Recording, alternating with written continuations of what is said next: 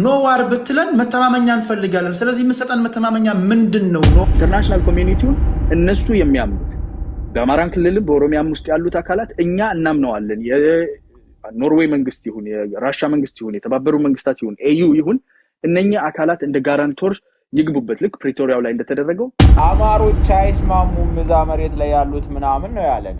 ግን እዚህ እኮ ከወንድሙ ጋር ሊጋደል ነው ከአንደኛው ወንድማችን ጋር እዚህ ፋኖ ኦነግም መተን እንታገላለን በሰላማዊ መንገድ ቢሉ ልሰጣቸው የሚገባ መተማመኛ ነገር ምንድነው ነው ፖይንቱ።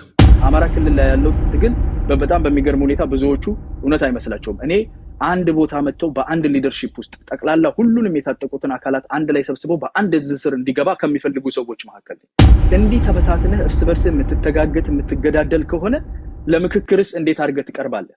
ስለዚህ አትሊስት በኦኤልኤፍ በወቦ በኩል አለ ስትራክቸርድ የሆነ ነገር ያሉ ፍራግመንቶች፣ እሱ ችግር የለው።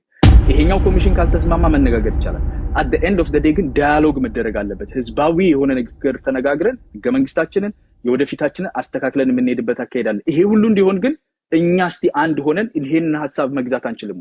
መሪ አለው ሲባል የለም መሪ መንፈስ ነው ማለት ያህል ነው ማርክ ያለው። ስለዚህ ሎጂክ የሚባለው ነገር ደግሞ አቢዩዝ እንደ ኢትዮጵያ አቢዩዝ የሚደረግበት የለም።